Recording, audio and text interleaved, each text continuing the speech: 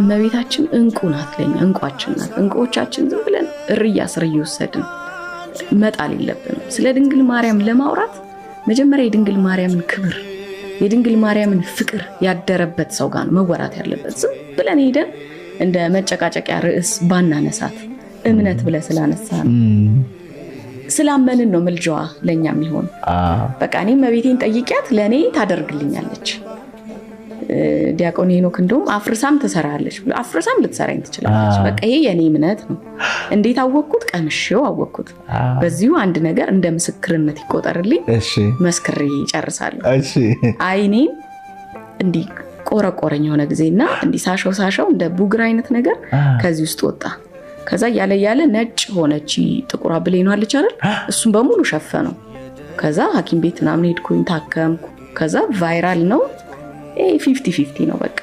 ሊጠፋ ይችላል አዝናለሁ እና 5 መድኃኒቶች ሰጥሻለሁ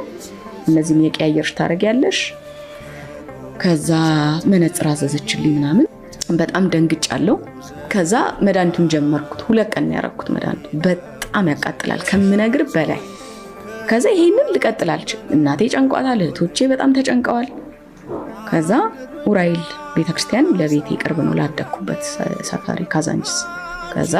አንድ ጓደኛዬ ምን አለች ኪዳን እንሂድና ታምረ ማርያም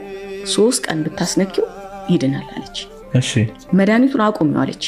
ልጆች ነን እኮ ሳልናገር ቤት አርገሻል ስባል አርጋለሁ መድኃኒቱ ደግሞ ሰው እንዳያረግልኝ ራሴ ይያልኩኝ በራሴ ነበር ማረገው በጣም ነው የሚያቃጥለው 2 ቀን አረኩት ተውኩት መድኃኒቱን ከሷ ጋር 3 ቀን ኡራኤል ቤተክርስቲያን ለኪዳን የተመላለስኩ እንግዲህ እመቤቴ ማርያም ያረገችልኝ ተአምራት ነው አሁን እየተናገርኩ ያለሁት ይጣፋል ነው የተባለው 50-50 በቃ ከዛ 3 ቀን ዲያቆኑ ታምረ ማርያም አይደል መጀመሪያ የሚነበበው ተነቦ ሲወጣ 3 ቀን አስነካል እኔ ዝም ብዬ በቃ ማርያምዬ የጠየኳት እንኳን ማርያምዬ ከማለት ውጪ ምንም ነገር ያልኩት የለም ሲነካልኝ ማርያምዬ ይላል 3 ያስነካኝ ለ3 ቀን ደገምኩት ይሄን ከዛ በ4-5ኛው ቀን የሚበላኝ የነበረው ደርቆ መፈርፈር ጀመረ ከዛ ያለ የሆነ እንደዚህ ሻዶ ነገር ማየት ጀመርኩኝ ያለ ይነቹ የተገፈፈ ሄደ ከዛ በኋላ ያው ኖርማል ሆነ በቃ እንዲ በሂደት ያለ ጠፋ የሚያመኝ ነገር የነበረው ምናምን ይሄ አሁን አይኔን አክኪው እንኳን